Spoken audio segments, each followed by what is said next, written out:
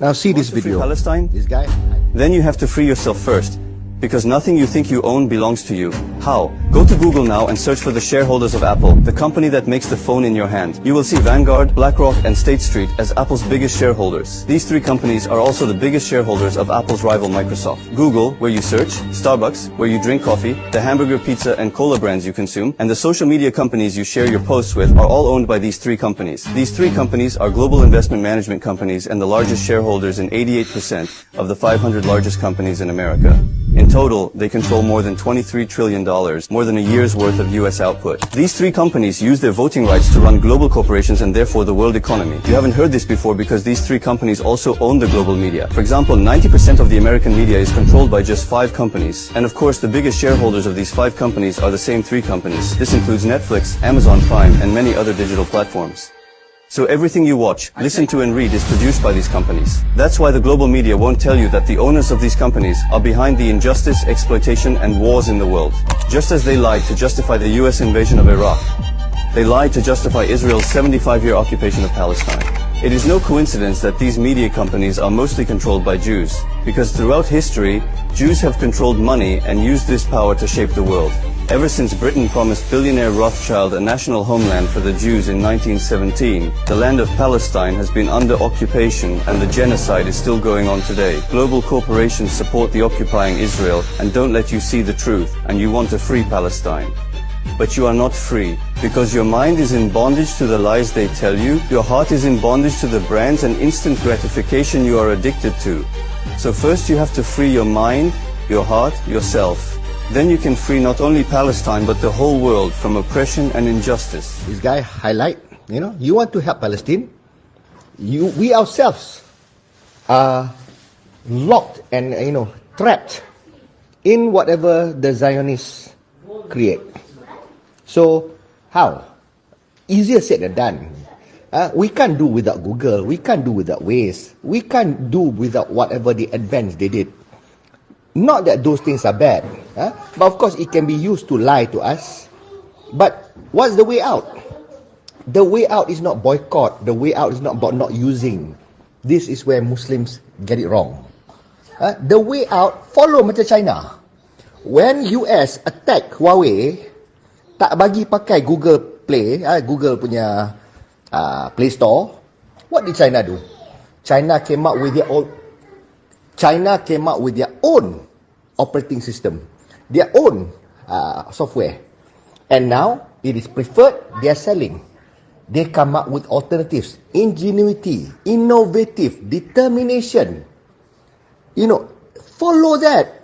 That is a recipe for success because they succeeded. Jadi Muslims, you tak suka Google, you tak suka, come up with your own search engine. Make it more preferred, innovative. Rather than berkelahi, racist. You focus now. Divert kita punya focus. God gave us brains. Be united, be creative. Semua orang kreatif. Semua bangsa, semua orang boleh jadi kreatif. Why Israel, Jews can do it? Why can't we Muslims do it? Why not? So this is where you come up with alternatives. You become better. When that happens, when they start using our products and our ingenuity and our innovations, then the table turns. We can now control. We don't have to do the same thing and menipu orang sana. Tak payah. But we can now disseminate the truth. We can enlighten people. Build a better world. Ini cara dia. So, derive from this video, compare. Tengok what China did, for example. Look at what China can do now. China can even hold the world at standstill kalau dia nak. Dengan dia punya buying power, they can even affect markets because their economy is so formidable now. Nampak tak? This is the way to do it, and this is how Muslim countries can do it, and there's no reason why Muslim countries cannot do it. Allah bagi petrol punya banyak kat Muslim country, and the world runs on petroleum. So renewable energy, RE, lambat lagi nak develop. Now the time Muslim can seize the opportunity, can be strong, but instead, look at what Arab Saudi pakai dia punya duit for. Look at what the Muslim countries use their money for. So therefore, determination tak betul. So, whatever this brother says in this video, I nak petik lah ayat Quran. Allah says, Verily, I will not change the fate of a nation until its people do something to change what is within themselves. Repeat.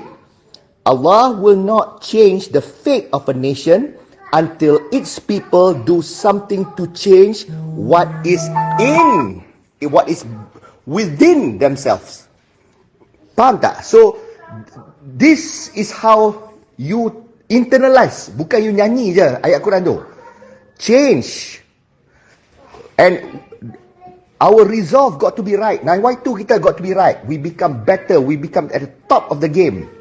And that's how you seize the control of everything. The media, the world. That is how you restore the kegemilangan kita to do the right thing and be just to everybody on the planet. This is how we do it.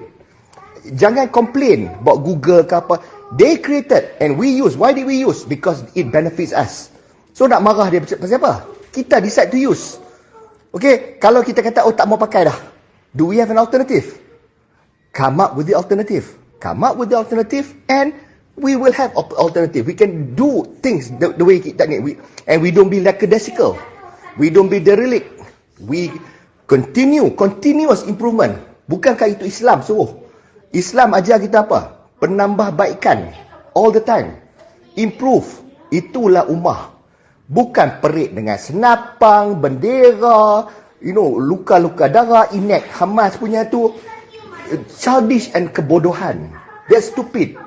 Nak tunjuk contempt, nak kutuk orang, nak bagi orang sanction kita. Pasal apa? Tunjuk berkobar yang kita ni sokong Palestin. Apa macam sokong tu? Guna otak. Beza kita dengan haiwan is just otak ya. Haiwan lagi kuat daripada kita. Ada binatang lagi kuat daripada kita. Binatang lagi laju daripada kita. Binatang lagi tinggi daripada kita. Binatang boleh panjat pokok better than kita. Binatang that can swim better than us. Binatang that can terbang, we cannot terbang on our own. Binatang that breathes faster than us. Binatang that is more lasting and lasting. Binatang yang boleh dengar lebih baik daripada kita. Binatang yang boleh tengok sharper than us.